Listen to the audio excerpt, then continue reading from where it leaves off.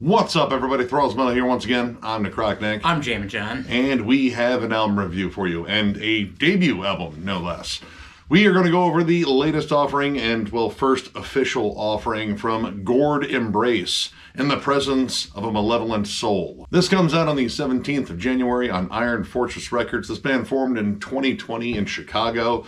Again, this is their debut album. I actually went over their 2021 demo and a collection update years ago, probably back in 2021.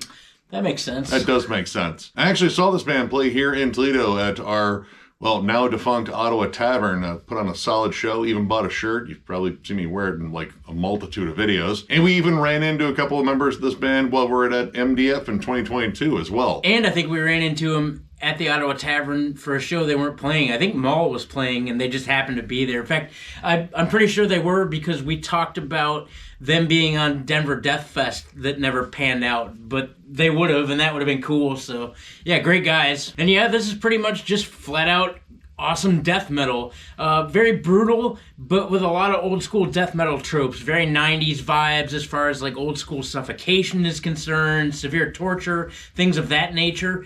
And yeah, this band kind of just goes for the throat. Well, once you get past the intro, because I have to complain about intros because that's kind of my thing. It's not like the worst intro. It's creepy, it's atmospheric, it's clearly a very windy day in Chicago, and it's a windy day at the Nightmare Fair where things are whispering at you from all corners and the shadows and such.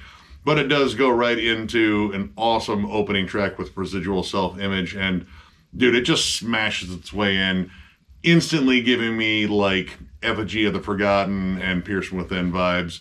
You know, the drum work is absolutely pummeling, lots of variation in the blast beat patterns, and you get a lot of those like Mike Smith, like full extension blasts, which I absolutely love. The riffs are tight, they're chuggy, they're menacing, they're brutal, and across the board, I would describe this band as like a death metal band that kind of like hovers between like brutal death metal and like straight up like 90s old school death metal. Like, it has slams, like plenty of them. Residual Self-Image, Organic Severance, Cold is the River, Contemptuous Bloodlust, and the last track, the title track, all chock full of just disgusting, very like old school slams, like going all the way back to like Internal Bleeding and such. But you have just, again, that kind of like clever riff work you expect from like, you know, like 90s death metal overall. And I don't think it gets like so brutal to the point where like it kind of gets into like more like Dying Fetus and Deeds of Flesh territory, but it definitely kind of like locks in on bands that also waver in there. Like, you know, we said like Severe Torture, again, you know, Chicago legends, Broken Hope, and I would even say like a band like, you know, Blood Red Throne as well. Good example of that is Cold as the River. That one kind of has like a little bit more of a stripped down approach in terms of like the grooves on it. It has like a 4/4 time sort of stomp, like something you would hear in like tons of different death metal bands. Like, you know, it wouldn't sound out of place on an Obituary album. It wouldn't sound out of place on like a Morbid Angel album at all. It's got nasty riffs, but there's that kind of overall like old school 90s groove, but there are pockets of like more technical play. There's a really flashy fill that comes in there and kind of breaks it up, getting into like some more like stompy, aggressive riffs and such. That song in general just does a good job balancing out like that old school sound with like, again, something slightly more on the brutal spectrum. And there's a good amount of melody too, and I didn't expect it to be as plentiful as it was. Got newer Severe Torture vibes for that one. Songs like Residual Self-Image, Cold as the River, and the absolute beast of a song, Lamentations of a Fractured Future, all feature a bunch of really awesome melody, and it's not like it's in the forefront. It's not like that's the only thing going on here, but it's enough to make each of the songs catchy in their own right. Yeah, they just sort of kind of like good about like harmonizing certain riffs or like locking on to a groove or just a catchy breakdown like Lamentations of a Fractured Future. Like that broken down opening riff, like it's very much like decapitated, like that pinpoint precision. You got like some absolutely disgusting blasts over it, but it's catchy. Like there's like a really interesting hook. I think the riff changes in that song are awesome too. Namely the switchovers to like the tremolos, which I believe they harmonize really well. But man, the breakdown at the end of that song is just absolutely stupid. And when it comes down to breakdowns, I like the fact that they don't go to the slam well as often. Like earlier on in the album, it felt like that was kind of what we're going to get.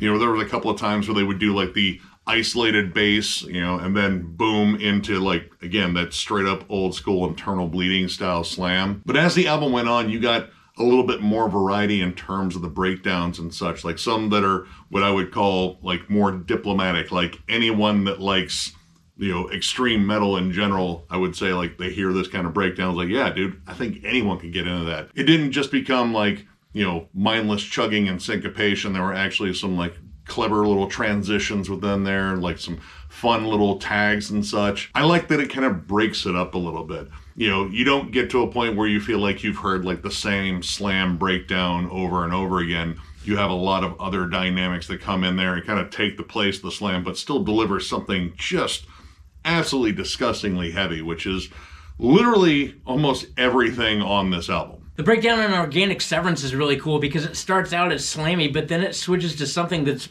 almost like a doom breakdown. Like it is slow and lumbering, but that contrast between a slam breakdown and a slow, lumbering, almost doomy breakdown is really cool. And then the breakdown in the title track, I think, is probably one of the most devastating things on here. Nick said, "This is something to kill your best friend to." Dude, they could just say that on stage, like, listen, this is the part where you kill your best friend unless he was your ride here, then make sure to get his keys first. Yeah, it's just absolutely filthy, and they hit hard, and they're really good about leading them in. There's always like a moment where they kind of give you the whole like incoming stupid heavy venue destroying breakdown is about to happen. You old dudes with your brittle ass bones and bad knees, yeah, that's us.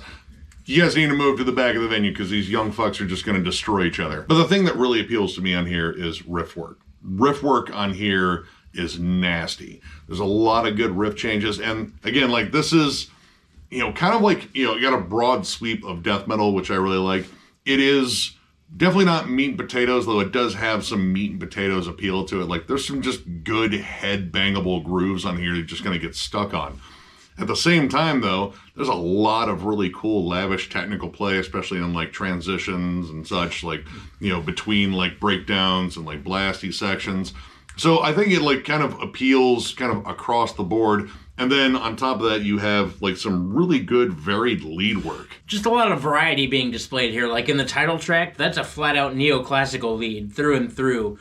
Or in Cold as the River, where it's almost like technical death metal type leads. You get some tapping and sweeping going on. Great lead harmonies and cataclysmic upheaval. But it was cool to see that it wasn't all just like dive bombs or just basically running across the fretboard at Mach 10 like you do get in a lot of brutal death metal. Like to incorporate tastier leads and phrasing and tapping and just things you wouldn't normally find to end up in a brutal death metal song was really cool to see. It just broke it up. Again, it's that sort of like wide swath of death metal that this album definitely covers. Like they're not afraid to like ooga booga the shit out of a riff. Like the title track, that opening riff is just knuckle dragging and has probably been held back in high school and was like 32 sitting in that room with a really, really just irritated teacher. It's like, dude, for fuck's sake, would you just read something? But as much as that song like definitely does some like ooga booga chugging, it also is, again, technical and flashy in spots too. There's even some more vocal dynamics on there too, which the vocals on here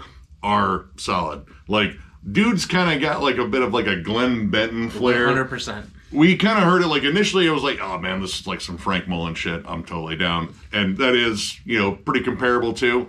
But he also does some like high screams to sort of like back up the growls. And honestly, those high screams occasionally have that sort of like over the top Glenn Benton flair there.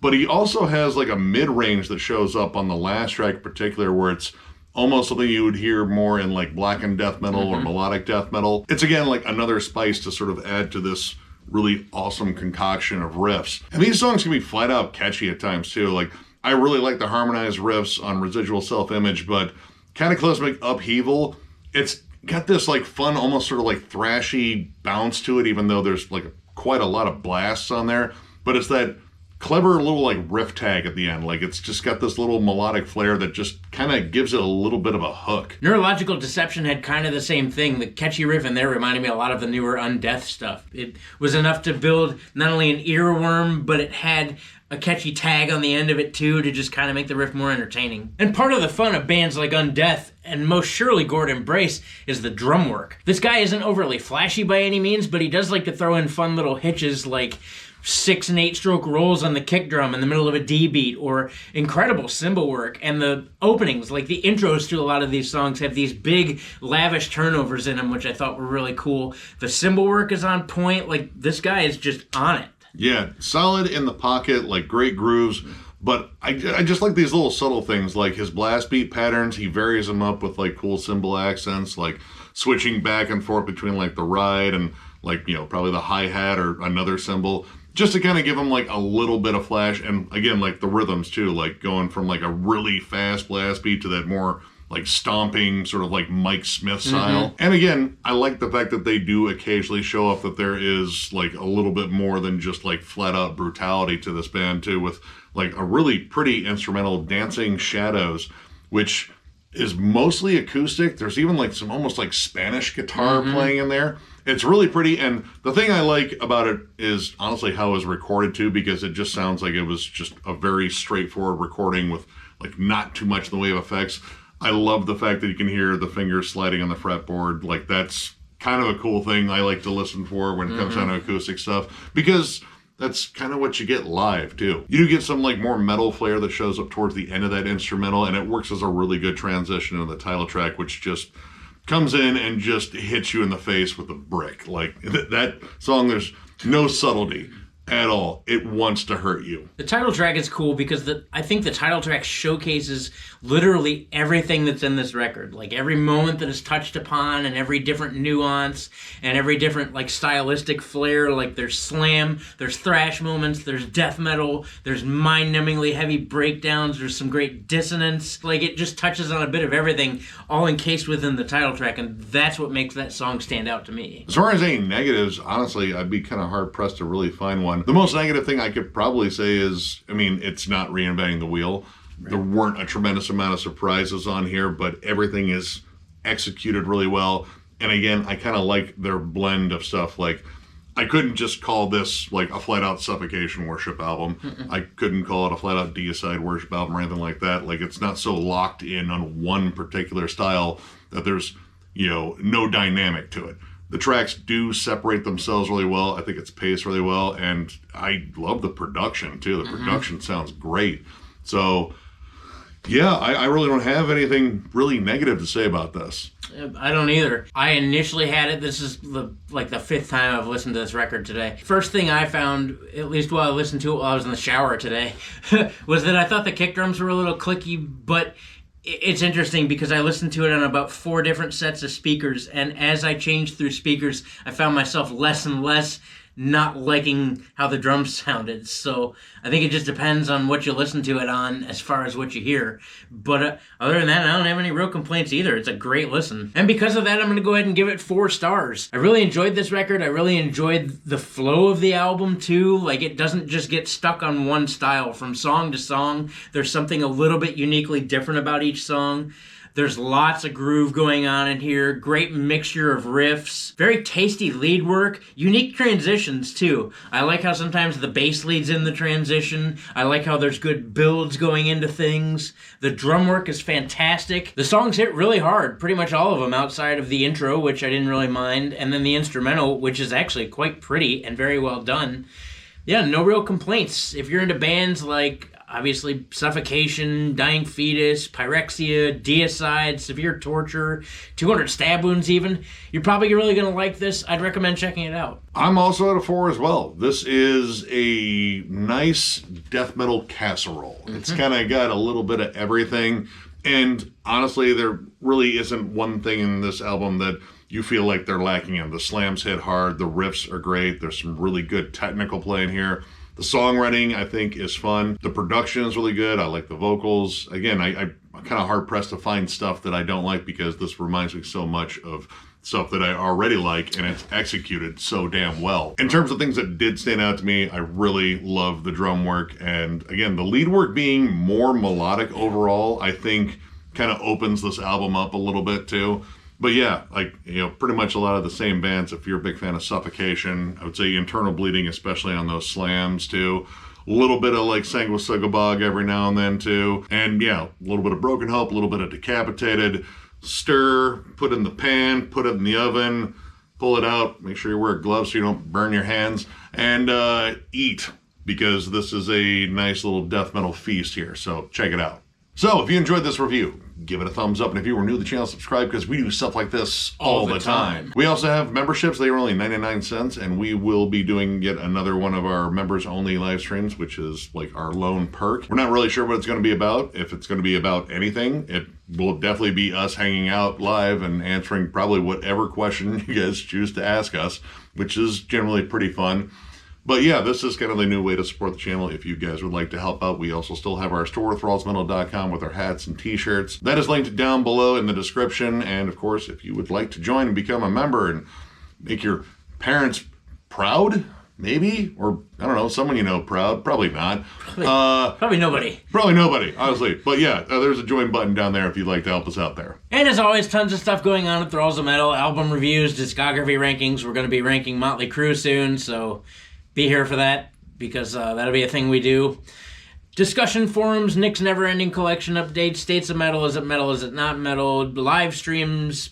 Did I say discussion forums? If I did, I'm saying it twice. What's John Jamming's going to come back after we rank Motley Crue? Because, yeah, I just have to get that out of the way first so I never have to listen to it ever again. But anyway, all this stuff we do here at Thralls of Metal, we do for you guys because we appreciate you. Thank you for being a part of things. I know we say that all the time, but we mean it more and more as time goes on. We hit 20,000 subscribers, which is insane. I can't believe it, but we're here.